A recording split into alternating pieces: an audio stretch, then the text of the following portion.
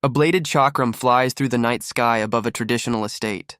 A flash of purple energy slices clean through an unknown person's torso. The victim gets decapitated in a brutal, bloody close-up shot. A blood-soaked man with purple eyes, Seonwoo Jin, watches the slaughter in tears. Jin stands over bodies as a voice mocks him for not using his family's sword style. The villain, Dugdang of the Blood Demon cult, reveals he's been watching Jin. Dugdang calls Jin a bastard for killing his own family members, which is rich coming from him. The cult leader points to a surviving girl, asking Jin what he'll do about her. Jin looks absolutely horrified, which is exactly the reaction Dugdang wanted. Dugdang taunts Jin, the last family head, to kill the girl as well. The girl, Seonwoo Jin, stands ready to fight, looking determined as hell. Jin is haunted by the ghostly figures of his disappointed family members. Yanhwa apologizes to her captain, admitting she couldn't be as strong as him. A ghost hand rests on Jin's shoulder, a voice asking if he's cowering again.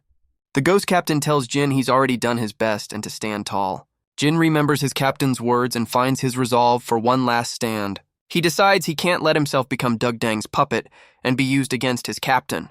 Jin pulls out a dagger, preparing to take his own life on his own terms. Dugdang is completely stunned, realizing his new toy is about to break itself. Jin promises to come back as a ghost to kill Dugdang. Now that's a grudge. He plunges the dagger into his chest as Dugdang screams in frustration. The scene on the rooftop blurs as we pull away from the tragedy. Jin's dying regret is that he ran away instead of fighting his brothers. As his consciousness fades, he hears a familiar voice yelling at him. An old man is screaming at Jin, who is suddenly in a different place. A much younger, chubbier Jin kneels with his hands tied, looking totally lost. He's in a large room, being judged by his father and 3 other men. Jin recognizes his father, Seonwoo Jin, whom he hasn't seen in 10 years. The younger Jin weakly calls out to his father, still processing the situation. He's completely dazed, trying to figure out if this is a dream or not. He looks down at his bound hands, confirming his capture is very real. His father accuses him of murdering the man who was supposed to be his brother-in-law. Jin is shocked to hear he's being blamed for killing his friend Dan Hasang. He flashes back to a memory of happily drinking with his one and only friend. Then he remembers waking up drunk next to his friend's dead body. He realizes he's returned to the past, to the day he was framed for murder. When his father demands an answer, Jin can only say he doesn't remember. His father explodes in anger, calling him a stupid fool for his answer. His 3 smug-looking brothers, Seong, Hyuk, and Gi, watch the whole thing. The brothers suggest crippling Jin and sending him to the Dan family as an apology. The youngest brother, Gi, proposes sending Jin to the demonic sect frontlines instead. His father listens as Gi explains it's a useful way to get rid of him. The brothers are thrilled with the idea of using Jin to avoid going themselves. An info panel explains the frontlines are a meat grinder from a past war. Jin narrates that his brothers are using this as a perfect excuse to dispose of him. He realizes one of his brothers framed him, and his father's decision is the same as before. Now locked in a cell, Jin waits for 2 visitors he knows are coming. Someone approaches his cell as Jin resolves to obtain it this time around. Jin reassures her, and she tells him she knows he's not the culprit. Jin remembers how in the past, Yeonhwa just cried and thanked him for nothing. Yeonhwa is completely shocked by Jin's sudden change in demeanor and confidence. Jin explains his innocence to Yeonhwa, who is still trying to process his new attitude. He reveals his friend was stabbed in the back, a key detail he conveniently forgot last time. Yeonhwa asks the obvious question, why didn't he just tell their father the truth? Jin calmly tells her going to the front lines is a better choice, which sounds insane. We get a flashback to Jin's lonely childhood after his mother died. Classic tragic hero stuff. He reveals he was a prodigy who had to pretend to be a fool just to survive. He admits that after years of playing the part, he actually became a genuine fool. Jin recalls being the family punching bag, constantly mocked by his trash brothers. He knows he has to leave the family to meet the man who will change his life. A flash forward shows his hero, Captain Sailpung, the whole reason for this plan. Back in the cell, Jin realizes Yeonhwa's reaction is different from his memory. He figures it's because he's not a crying mess like in the original timeline. Jin calmly waits for his second visitor, who is now approaching the cell. He's startled by the sudden appearance of his unexpected guest. His father, Seonwoo Jin, shows up at his cell looking grim as ever. Jin realizes his father is acting differently too, all because he changed his own behavior. He remembers his past self pathetically begging while his father just walked away. His father asks him directly if he was framed, a question he never asked before. Jin wonders if his dad overheard his conversation with Yeonhwa. The father drops a bombshell, admitting he knew Jin was faking being a fool all along.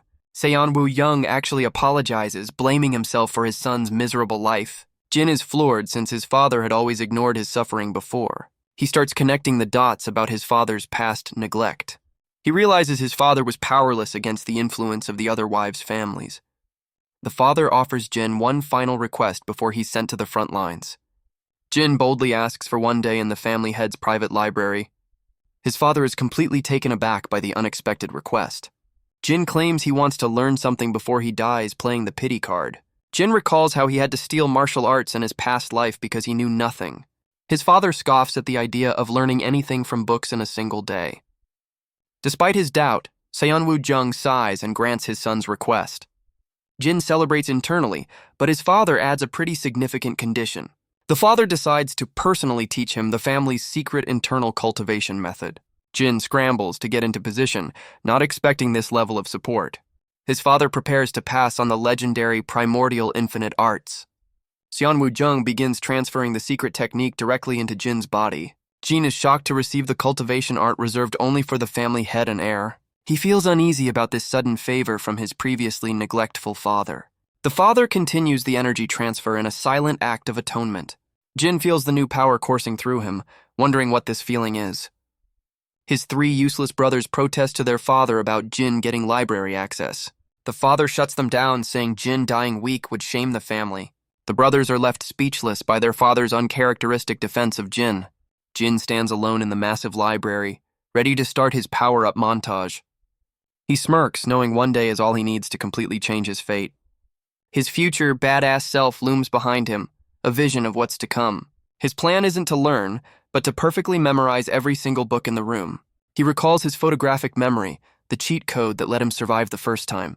Jin sits in the library, ready to download the entire family's knowledge into his brain.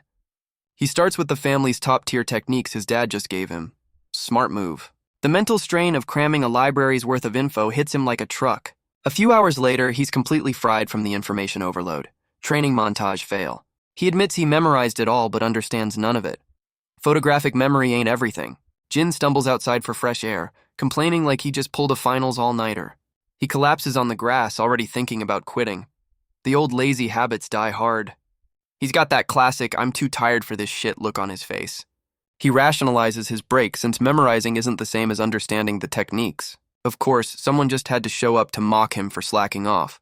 A whole damn welcoming committee of haters shows up, calling him a pig for lounging around. The girls with them seem way more interested in the drama than the insults. A visiting young lady asks who the lump on the grass is. Great first impression, Jin. His eldest brother, Seong, proudly introduces Jin as the family's pig-like disgrace. She's shocked to hear the pig is being sent to the demonic Sect front lines tomorrow.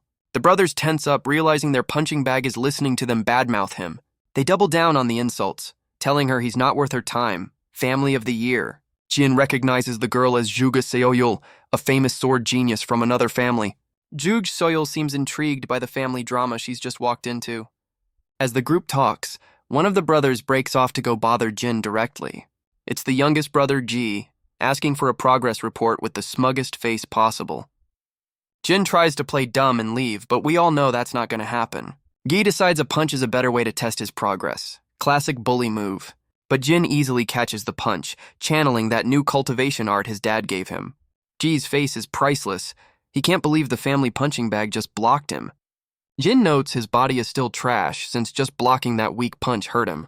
His other brothers immediately start roasting Gi for getting stopped so easily. Humiliated, Gi lunges forward to attack Jin again, throwing a wild punch. He unleashes a full-on beatdown, not giving Jin a moment to recover. Jin is taking the hits, but he's analyzing every single move his brother makes. He realizes Gi's sloppy fighting style looks familiar from the manuals he just memorized. He identifies the technique as the family's basic fist art. This is a live demonstration. Gi is unknowingly giving Jin a free lesson on how the family's techniques work in practice. Jin is absolutely thrilled, because his idiot brother is the perfect sparring dummy. Gi is completely thrown off, wondering why Jin is smiling while getting punched. Jin literally asks for more, which just pisses off his brothers even more. The peanut gallery keeps flaming Gi, saying his punches are like a massage for Jin. Gi loses his cool completely and charges, while Jin is just having the time of his life. Suddenly Jin gets serious. He's finally understood the movements from the manual. He identifies Gi's next attack and immediately spots the flaws in his execution. With his newfound knowledge, Jin spots a massive opening in his brother's form. He exploits the opening with a precise palm strike right to Gi's neck. The strike lands perfectly, sending Gi stumbling back and coughing up blood. Jin's weak body gives out and they both collapse from exhaustion. A draw, for now. Seong is furious, demanding to know how the family loser just used a real technique. Jin is too wiped out to answer, looking like he's about to pass out again. The visiting genius, Juga Seoyol, calls them out for being pathetic bullies. Seong instantly switches up, pretending he was just concerned for his dear brother Gi. Jin watches them and reflects on how pathetic he was for letting these clowns beat him up. The brothers and their guests leave, abandoning their injured sibling on the ground. Jin collapses on the grass, admitting his current body is absolute garbage. A close-up shows Jin's chubby face completely drained from one little fight. Jin gets a jump scare as his father, Seonwoo Jin, suddenly appears over him. Jin stammers, but his dad cuts him off to say he did a good job. Seonwoo Jin actually gives him a rare smile and some fatherly praise. Jin is completely flustered, clearly not used to any kind of positive attention. His dad starts a surprise therapy session about his loveless political marriages. Jin just listens, probably wondering why his dad is suddenly opening up to him. Seonwoo Jin switches gears, asking if Jin read the family's sword manual yet. He tells Jin to rest up while he goes to practice his swordsmanship. Seonwoo Jin draws his sword, looking like he's about to put on a show. His dad unleashes the family's 13 swords in a flashy multi-panel demonstration. Jin watches his father cycle through all 13 forms of the sword style repeatedly. He realizes this isn't just practice, his dad is giving him a private lesson. Jin gets emotional, realizing his father is actually trying to help him survive. Back in the library, Jin is surrounded by books, continuing his cram session. He finishes the ancestors' diaries but admits he still doesn't understand any of it. He sighs, admitting even the sword forms his dad showed him were too complex. He suddenly notices something is off about the book he's holding. Jin feels the cover and realizes one side is way thicker than the other. He carefully pries open the cover, looking for the hidden loot inside. He pulls out a hidden scroll from the cover. Classic secret technique trope. The scroll reveals a secret 14th form of the family's sword style. He flips the scroll over because there's always more on the back. The back reveals a 15th form. The family's been holding out on everyone. Jin stares at the scroll, knowing he just found the family's real secret sauce. We cut to a new girl with pink eyes getting ready at her vanity. A close-up of her reflection shows her looking pretty and a little sad. An info box finally introduces the visiting genius, Juga Seoyol. A flashback shows a different pink-eyed girl looking shy and flustered. A hand is shown fiddling with a bunch of intricate little locks. This other girl, Seonwoo Yanhwa, is frustrated, wishing she was stronger. Her maids start gossiping about how Jin beat up his brother Gi. They add the juicy detail that Gi fainted while showing off for Juga Seoyol. The maids are cracking up, but Yanhwa is suddenly dead serious. Yanhwa's eyes glow red as she demands to know if Jin really hurt Gi. The maids are terrified by her reaction and quickly confirm the gossip is true. She's absolutely furious, looking like she's about to go on a rampage for Guy. We cut to another room, leaving us hanging on Yanhwa's sudden rage. A hand delivers a file, saying it's the requested intel on Jin. Zhug Soyol takes the file from a friend, clearly doing her homework on Jin. Her friend asks why she's so interested in the fat young master. The friend keeps roasting Jin's appearance, but Seoyul ignores her. Even the teddy bear in the room seems to be judging Jin's physique. Her friend jokes that Seoyul is only interested because Jin looks like her doll. Seoyul gets serious, saying the technique Jin used to drop Gi was no joke. Her friend is shocked, admitting she thought Jin just got a lucky shot in. The friend still isn't convinced, calling Jin a pig with zero stamina. A close-up on the friend's eyes shows she's still skeptical of Jin's potential. The friend asks Seoyul how she can even see with her emo haircut covering her eyes. Seoyul's friend, Cheongyeon, asks why she hides her face behind her emo haircut. Shug Seoyul actually considers showing her face for a second. Cheongyeon immediately takes it back, saying she'd get jealous of the attention. Seoyul laughs, glad her friend is so honest about her insecurities. Cheongyeon says she likes Seoyul for not being a typical stuck-up Zug family member. The next day, Jin is leaving the estate with his dad and Yeonhwa seeing him off. His father, Seonwoo Jin, gives him the most generic send-off speech ever. Jin plays the part of the dutiful son, promising to bring honor to the family. He turns to Yeonhwa, thanking her for coming to see him off. Yeonhwa offers him a wrapped package, looking a little shy. She tells him she made him rice balls for the road. Jin is genuinely touched, asking if she made them herself. He smiles, telling her she's the only family he really has. Jin mounts his horse, ready to finally leave this hellhole. Seonwoo Jin and Manhwa watch as Jin and his escorts ride away. The group travels through the forest, beginning their long journey. Jin suddenly pulls his horse to a stop, much to his escort's confusion. His escort asks if he's already tired, clearly not expecting much from him. Jin recognizes the leader, Jang Gang-sung, and knows this is his first test. He gets off his horse and announces he's going to run the whole way. Jin clarifies he's doing it to lose weight, which sounds completely insane. The escorts look at him like he's lost his damn mind. Jang tries to talk sense into him, reminding him they have a contract. Jin ignores him and asks what he thinks of his horse. He shows off his fine steed, which is clearly worth a lot of money. Jin offers the horse to them, and Jang is completely stunned. The other escorts immediately start calculating how much they can sell it for. Jin knew they'd be greedy, but he's got a plan for that. Jang sighs, preparing to haggle with the rich young master. But Jang surprises him by saying the horse is too valuable for their fee. Jin is shocked by his honesty and apologizes for misjudging him. Jang admits he knows the horse's value and can't just take it. Jin explains that the horse would just weaken his resolve to train. He frames it as a win-win, offering the horse in exchange for their cooperation. Jang realizes the rumors about the fat, useless master were completely wrong. They shake on it, and Jin officially has his new training partners. A narration box explains the 3-day horse ride he's about to run. Jin gets into a running stance, ready to start his transformation. He hypes himself up, determined to change his fate this time around, and immediately starts puking a rainbow. His body is not on board with the plan. The escorts think he's faking it to get out of going.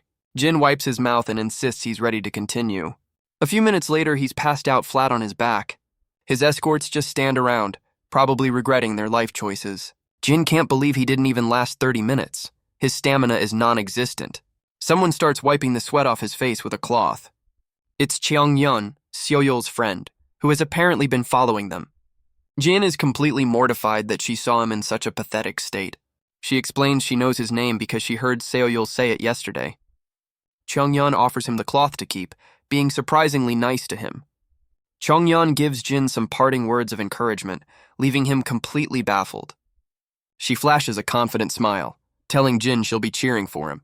Cheong-yeon leaves and Jin's escorts just stare after her, totally starstruck. The escorts immediately start gassing Jin up, jealous he got a handkerchief from her. Jin knows she's probably not into him, but admits the attention feels pretty damn good. Fired up by the encounter, Jin rallies his crew to start running again, and he's right back to puking his guts out. His body is still writing checks his spirit can't cash. Jang Gang-seong wisely calls for a food break before their client dies of exhaustion. Jin looks way too happy about the break, already thinking about his next meal. Later that night, the group is chilling by a campfire as Jin approaches. Jin asks for some food, and his escorts look at him like he's grown a second head. Jang asks him about the rice balls his sister Yeonhwa packed for him. Jin straight up calls Yeonhwa's cooking inedible, saying it's not fit for humans. The escorts bust out laughing, joking that a pretty noble girl can't be a good cook too. One of the escorts asks if Jin is as blunt as his sister, which triggers a thought. Jin's smile vanishes as he realizes something is seriously wrong with that question. He flashes back to the rice balls he left behind, now being swarmed by bugs. The rice balls are shown to be poisoned, killing the birds and insects that ate them. Jin narrates that he's just now noticing how different Yeonhwa acted this time around. He remembers his past self saw her as his only family, a source of comfort, but now he recalls the cold hatred in her eyes when she gave him the poisoned food. He realizes Yeonhwa was always a snake. His past self was just too dumb to see it. Jin concludes she was never on his side and might have even framed him for murder. He feels the sting of betrayal, losing his only family right after connecting with his dad. Jin tosses the poisoned rice balls into the fire, destroying the evidence of her betrayal. With new resolve, Jin asks Jang to borrow a blade. The real training starts now. The journey continues with a montage of the group riding through the wilderness. Jin is shown running alongside the horses and practicing his sword forms during breaks. He even cuts into his sleep to practice the primordial infinite arts his dad gave him. Jin pushes himself relentlessly, knowing the front lines are a guaranteed death sentence otherwise. Jang admits he's never seen anyone train so hard, finally giving Jin some respect. Jin just smiles, admitting he's only doing it because he doesn't want to die. He reflects that he's always had to struggle just to survive. Jin suddenly collapses face first into the dirt from pure exhaustion. His escorts immediately draw their weapons, sensing an ambush in the forest. A gang of bandits appears, mocking them for trying to be honorable before they die. The group is completely surrounded, and it's not looking good for them. The bandit leader Mak Gusam threatens to split their heads if they don't surrender. Jang recognizes the infamous leader of the Green Tiger Gang, and his face drops. Jang tells Jin to grab a horse and run, knowing they can't win this fight. Jin remembers this guy is a real martial artist, not just some random mountain bandit. Jang tries to negotiate, respectfully greeting the bandit leader and offering to pay a toll. Mak Gusam laughs, telling them the toll is everything they own, including their clothes. As a bandit makes a gross joke, Jang desperately tells Jin to get the hell out of there. Jin steps forward and pulls the ultimate rich kid card, announcing his family name. Mak Gusam scoffs, asking if this fatty is really a son of the powerful Seonwoo family. The bandit leader gives Jin a skeptical look, clearly not buying his story. Jin stands his ground, looking way more confident than his body suggests he should be. Mak Gusam calls his bluff, accusing him of being a liar. Jin whips out the golden family medallion, ready to prove he's the real deal. Mak Gusam demands Jin throw the medallion, wanting to verify it himself. Jin calls his bluff, asking if the bandit leader is scared of getting ambushed. Mak Gusam gets defensive and agrees to let Jin toss it from a distance. Jin throws the medallion, but it's clearly a distraction for what's coming next. The bandit leader catches the medallion, completely taking his eyes off Jin. Rookie mistake. Jin uses the opening to lunge forward with a dagger while the bandit is distracted. He stabs Mak Gusam right in the chest, proving you never look away in a fight. The bandit leader gasps as the dagger sinks deep into his chest. That's a kill shot. The other bandits are completely stunned that their boss just got one-shotted. They finally react, screaming about an ambush and charging at Jin. A little late, guys. Jin grabs a sword from a fallen enemy, ready for round 2. He easily blocks a bandit's attack, showing his training is already paying off. Jin disarms the bandit with a clean move, looking like a seasoned fighter. He channels the family sword style his dad showed him, preparing to go all out. Jin unleashes a flurry of slashes, cutting down multiple bandits in a single motion. Jang Gangxiang rallies his men, telling them to support their badass young master.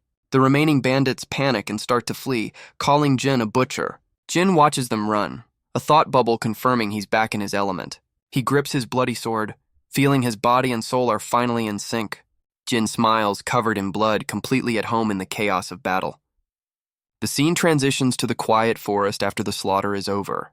Jin stands among the bodies as his escorts stare in complete disbelief. He immediately collapses, his stamina still not matching his fighting spirit. The escorts look down at Jin, trying to process the massacre he just committed. Jang asks if Jin is a rejuvenated elder, because that's the only explanation. Jin laughs it off, claiming he's just exhausted and that such things don't exist. Jang is still amazed, noting Jin's lack of hesitation in killing. He points out how weird it is for Jin to be so comfortable surrounded by corpses. An escort asks if the glow on Jin's sword was sword chi, a high-level skill. The escorts realize he used the famous Seonwoo 13 swords technique. Jang is impressed that even a basic family technique is so powerful. He feels ashamed of his own 40 years of training compared to Jin's display.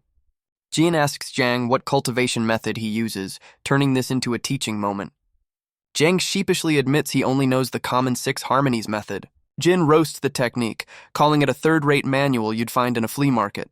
But he flips it, saying it's impressive Jang got so strong with such a weak art. Jang gets flustered by the backhanded compliment and tells everyone to get moving. Jin reflects that Jang's struggle reminds him of his own past life. The escorts now treat Jin with reverence, bringing him his horse.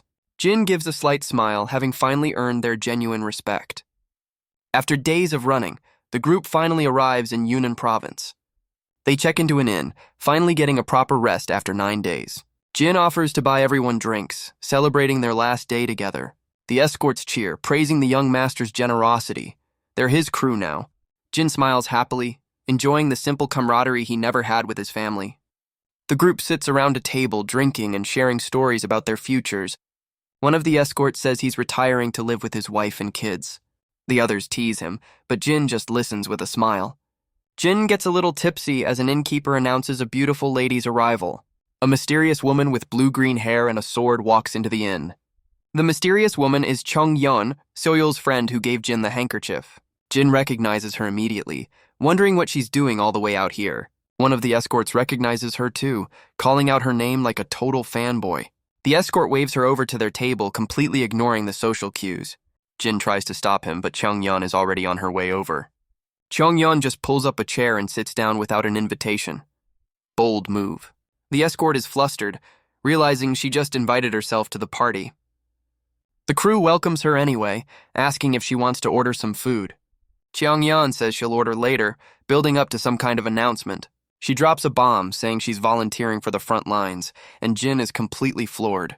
The escorts are just as shocked, asking if she's seriously going to that death trap. Cheongyeon plays dumb, asking why everyone is so surprised by her suicide mission. Jin explains that it's a meat grinder where even pros die, especially for a woman alone. Cheongyeon just stares at him, not giving any real reason for her crazy plan. She completely changes the subject, pointing out how much weight Jin has lost. Jin gets cocky, bragging about his training and asking if she noticed his glow-up. His escorts hype him up, telling her how he single-handedly wrecked a bandit gang. They keep gassing him, saying he's become handsome now that he's not a pig anymore. Cheongyeon abruptly gets up to leave, saying she needs a moment.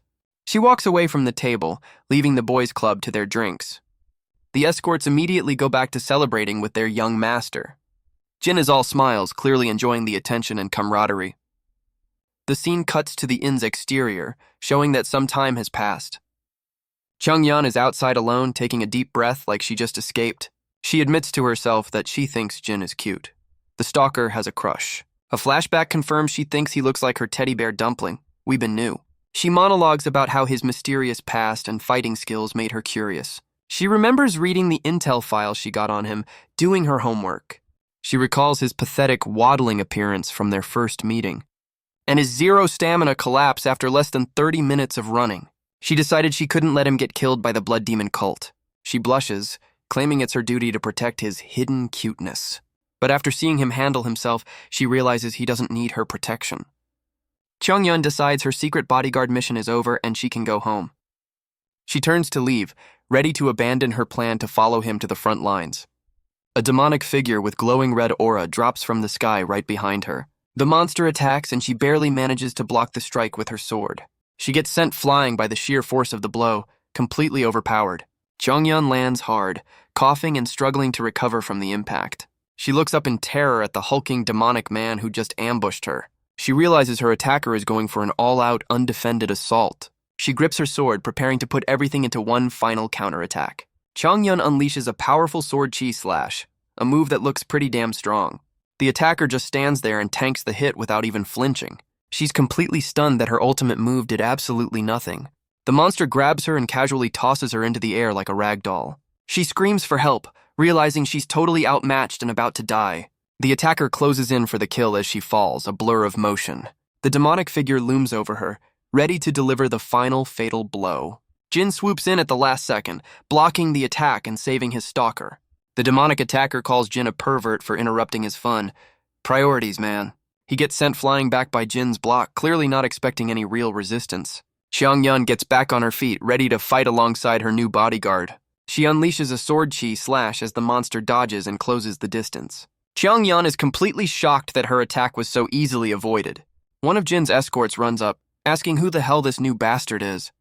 The escort charges in to help, but Cheongyeon knows he's just running to his death. The monster casually blocks the escort's sword with his bare hand.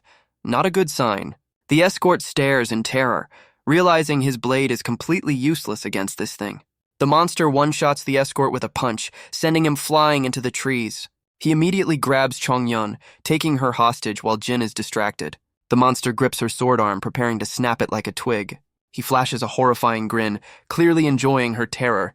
This guy is pure evil. Cheongyeon is frozen in fear, completely at the monster's mercy. Jin rushes in and lands a solid palm strike right on the monster's chest. The monster gets blasted back, finally taking a hit that actually hurts him. The rest of Jin's crew arrives as he tells Cheongyeon he's fine. They find the body of their fallen comrade, Yang Ga, and scream his name. Jin tells everyone to run to the inn, but Jang argues they can't fight him outside. The monster screams and charges the group, not giving them a second to regroup. Jin grabs Cheongyeon and pulls her to safety just in time. The monster's attack slams into the ground, creating a massive shockwave. Jin screams at his crew to get inside the inn while he holds the line. Cheongyeon looks back, completely shaken and injured from the blast. The monster stomps forward, his footsteps shaking the ground as he advances. Cheong-yeon looks up in absolute terror as the monster closes in on them. A close-up shows her eyes wide with fear, realizing she's about to die again. The monster's arm transforms into a blade as he swings at Jin and Cheong-yeon. The monster screams in rage, his attack missing its mark. Jin covers Cheong-yeon's eyes and shushes her, trying to keep them hidden. They're both on the ground as the monster stands over them, seemingly confused. The monster looks around, and Cheong-yeon notices he's kept his eyes closed this whole time. She has a sudden realization about their attacker's strange behavior. Cheong-yeon figures it out. The monster is completely blind. Jin takes a hit protecting her, and she asks if he's all right. The monster flashes another one of his terrifying, wide-mouthed smiles. He dashes towards the inn, following the sounds of the panicked crowd. The scene inside the inn is pure chaos, with bodies and debris everywhere. A dead escort lies on the floor as the patrons scream about the monster. Jin and Cheong-yeon run towards the inn, seeing the absolute carnage unfold. The blind monster is inside, slaughtering everyone who makes a sound. Jang Gang-seong trembles as he tries to face the monster, completely outmatched. Jang loses his nerve, admitting he can't fight this thing anymore. The monster sends Yang flying with a single punch, taking him out of the fight. Jang crashes through a table, defeated and broken. Jin steps in, telling everyone to be quiet and ordering his men to retreat. The patrons are losing their minds, screaming for help and for the authorities. Jin knows that if they don't shut this monster down, no one will survive. The monster crouches, listening intently for his next victim. Jin runs forward, realizing he's the only one who can stop the massacre. Jin grabs a table cushion, about to make some noise to draw aggro. He flips a whole-ass table, screaming to get the monster's attention. Classic tank move. The blind monster turns and roars for everyone to shut up. He's clearly not a fan of parties. The whole crew stands off against the monster, looking like a low-level raid party. Jin's escorts are sweating bullets, looking like they're about to piss themselves. Cheong-yeon looks serious, ready to throw down and prove she's not just a stalker. Jin stands up, looking like he's actually got a plan for once. He puts his hand on another small table, ready to use it as a projectile. Jin kicks the table across the room, using sound to kite the blind monster. The monster turns his head, completely falling for the most basic distraction ever. One of the escorts clamps his hand over his buddy's mouth.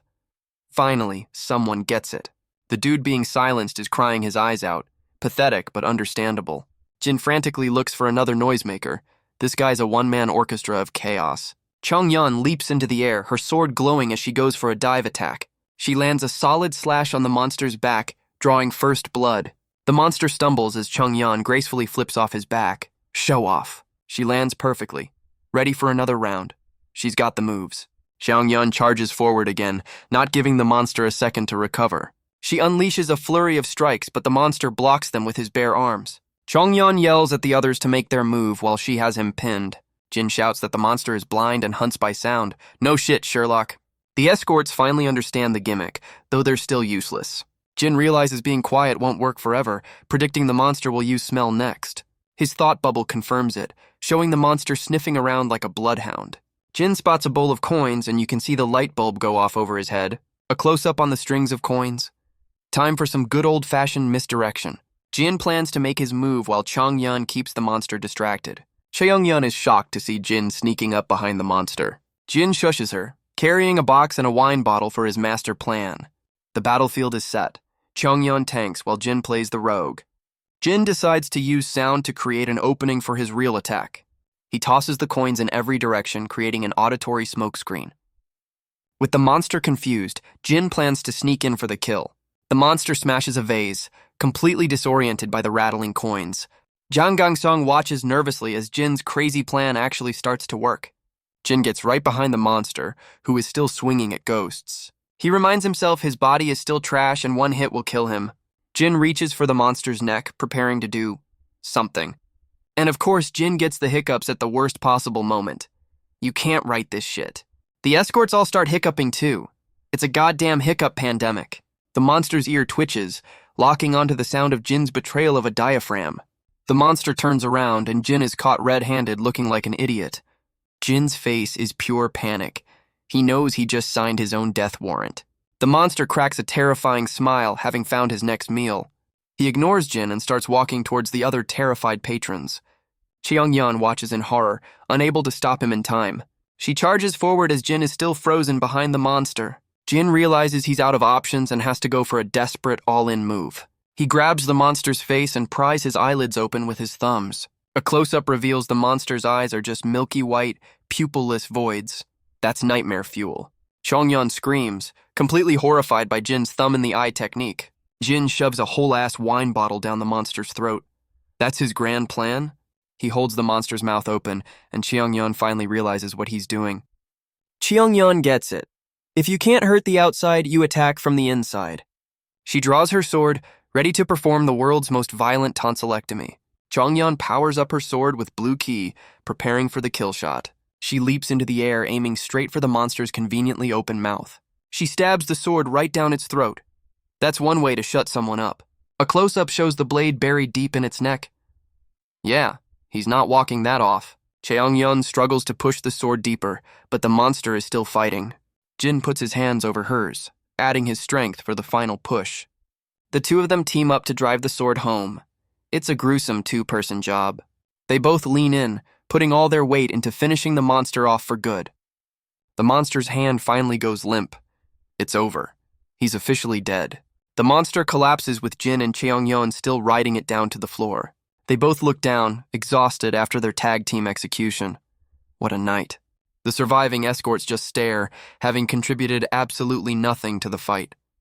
Later, the bodies of their two fallen comrades are covered in white sheets. The survivors stand over the dead, a grim reminder of how badly that went. Jang and the other two escorts look on, their numbers officially cut down. Jang Gangxiang is still in shock, processing the loss of his men. Jin asks Jang if he's leaving, trying to get back to business after the massacre. Jang wishes Jin good fortune, giving him a respectful send-off. Jin shakes hands with the survivors, wishing them well on their future endeavors. Jin sadly notes he prepared 5 gifts, but only has 3 friends left to give them to. He pulls out a thick manual as a parting gift for his remaining crew. Jang accepts the book, asking what it is, probably expecting some cheap novel. Jin tells him it's a cultivation method way better than his current trash tier one. Jang is floored as Jin names the technique, realizing it's a priceless gift. The other escorts flip through their copies as Jin mentions he added bonus techniques. A flashback reveals Jin learned this technique in his past life from a captain. The technique took his past self from 0 to hero in under 10 years. This is a game changer. Jang is overwhelmed by the generosity, asking how they can possibly repay him. Jin says they're close friends now, and this is just a gift between bros. The escorts are moved to tears, having finally found a young master who isn't a dick. Jin says his goodbyes, needing to get back on the road.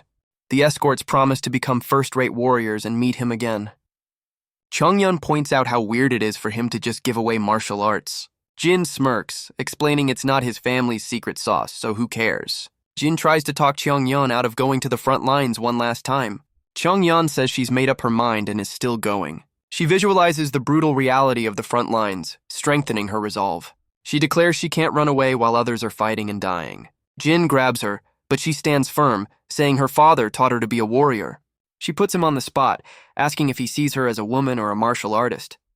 Jin realizes he's been treating her like a damsel instead of a fellow fighter. He formally apologizes for underestimating her conviction. A rare moment of growth. Chongyun accepts, noting he's pretty good at admitting when he's wrong. Jin gives a respectful smile, finally seeing her as an equal. They finally arrive at the Yunnan front, ready for the real war to begin. A small squad of warriors gets ambushed in the woods by some cultist-looking dudes. A villain named Jimak holds a woman hostage, making some seriously creepy threats. His brother Gu Yojil joins in on the creepiness. These guys are definitely first-level bosses. A red signal flare is fired into the sky. The oh shit button has been pressed. The hostage is the one who fired the flare, much to a bandit's surprise. One of the bandits knows the flare means the real warriors are on their way. We get a credits page thanking the patrons for funding this beatdown. The bandit leader looks up, hearing the cavalry approaching way too fast. A lone warrior leaps through the trees, coming in hot to save the day. An info box introduces Captain Ma Yugyum. He's got that main character energy. The ambushed soldiers cheer, absolutely thrilled their captain is here to save them. The bandit leader tells his brother to handle the fodder while he fights the captain. Jimak charges forward, spinning his twin sickles like a low-level video game enemy. Captain Ma Yugyum effortlessly dodges the attack, barely even trying. The captain blocks the sickles, his sword glowing with some serious purple ki. The weapons clash, and it's clear the bandit is completely outclassed. G-Mac is stunned that his attack was so easily stopped. He picked the wrong fight. The captain's sword shatters the bandit's sickles. You get what you pay for. The bandit is still trying to block with his broken weapons. This is just sad. The other bandit brother shouts a warning that another enemy has arrived. A new female warrior, Tang Yo-eun, makes a dramatic entrance from the trees.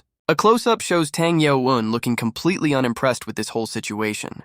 The bandit leader G-Mac starts sweating, realizing he's now officially screwed. Captain Ma Yu-gyum closes in on the bandit leader for another attack. The captain easily parries the bandit's desperate strikes. This fight is already over.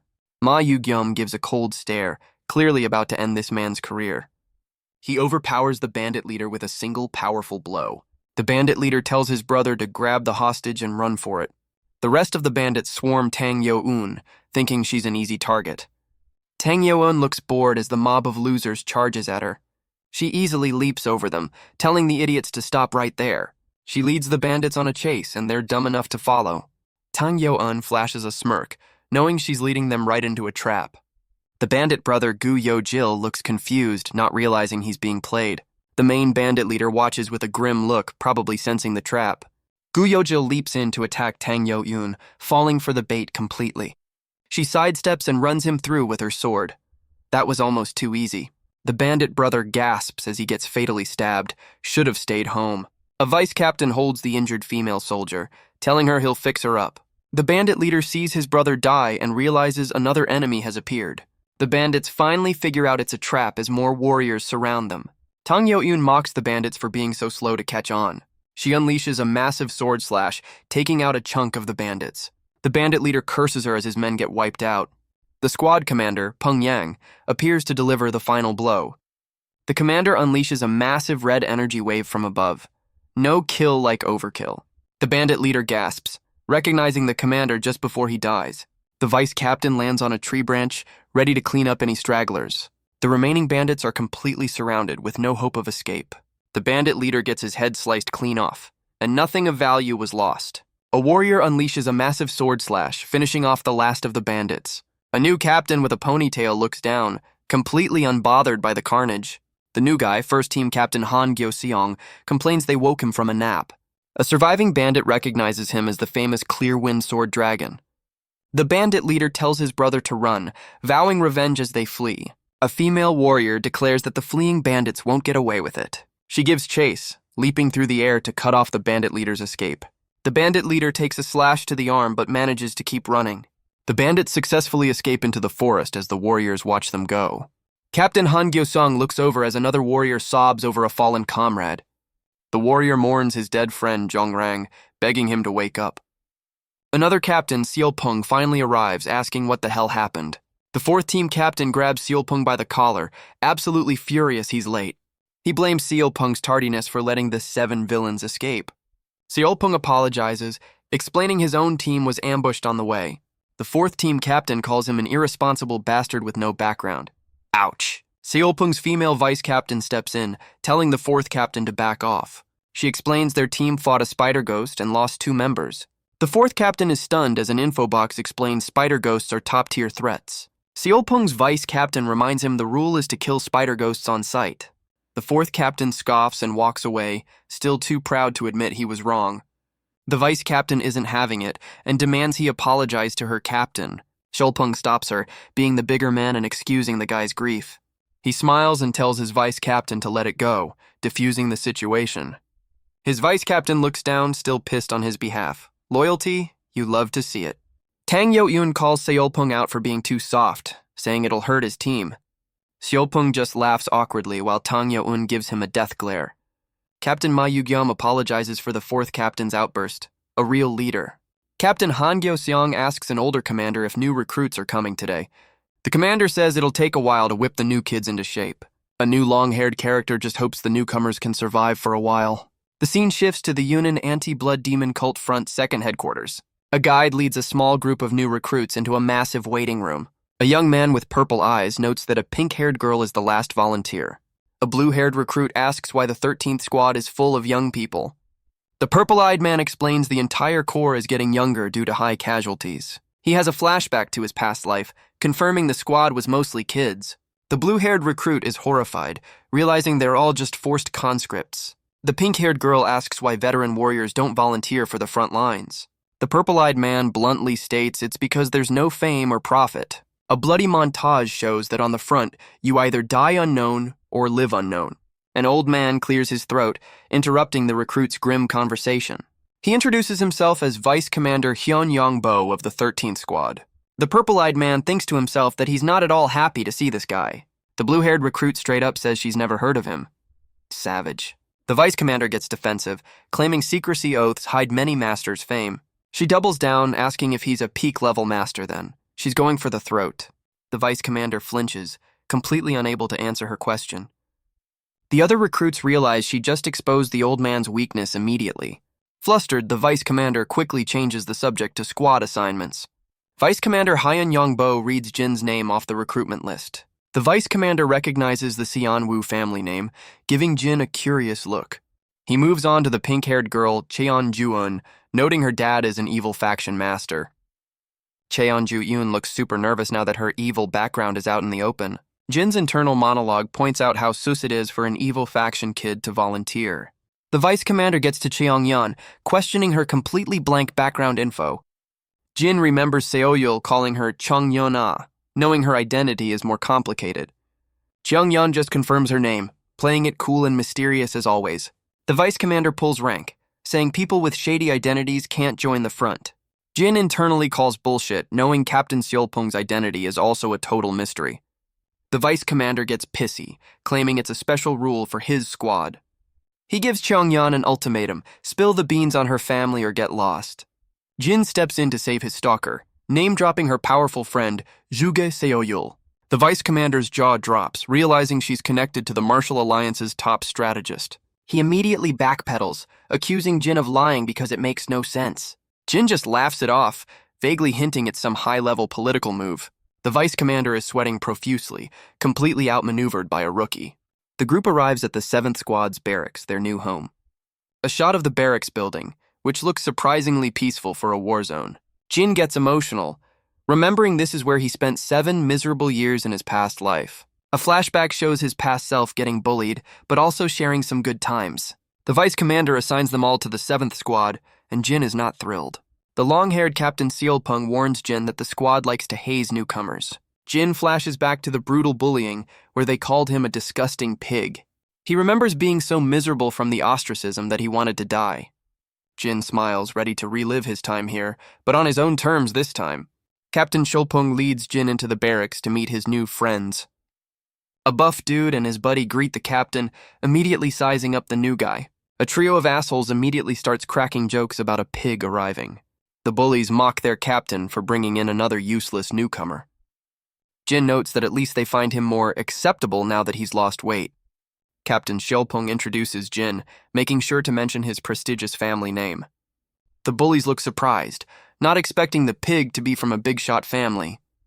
They start gossiping about his trash reputation, calling him a loser who got beat by his siblings. One of the bullies, Seonwoo Jin, gets in Jin's face with more fat jokes. Captain Seolpung gives a hard stare, clearly not amused by the hazing. The other 2 squad members look shocked that the bullies are being so blatant. Jin just smiles, holding a bag and looking ready to make his own introduction. Jin offers a handshake to the main bully, Seonwoo Jin, acting all friendly. Seonwoo Jin is confused, but Jin says he knows him well and wants to fight. Before the bully can even process the request, Jin grabs his hand and yanks him forward. Jin lands a clean right hook, shutting the bully up instantly. He follows up with a brutal knee to the gut, showing zero mercy. Jin twists the bully's arm, demonstrating some actual martial arts. He slams Seonwoo Jin to the floor, ending the fight before it even started. The bully lies on the ground, completely dazed and wondering what just happened. Another bully finally reacts, asking Jin what the hell he thinks he's doing. Jin smiles, reminding the guy he called him a cripple. He's keeping receipts. The other 2 bullies flinch, realizing they're about to get their asses handed to them. Jin cracks his knuckles, deciding he might as well beat up the whole welcoming committee. A new pair of boots steps into the barracks. Looks like the final boss of the hazing committee has arrived. Captain Seolpung turns to the newcomer as Jin recognizes the voice. He's been waiting for this guy. Jin smiles, thinking the real leader of these clowns has finally made his appearance. The green-haired bully leader sternly asks what the hell is going on. He's not happy his boys got wrecked.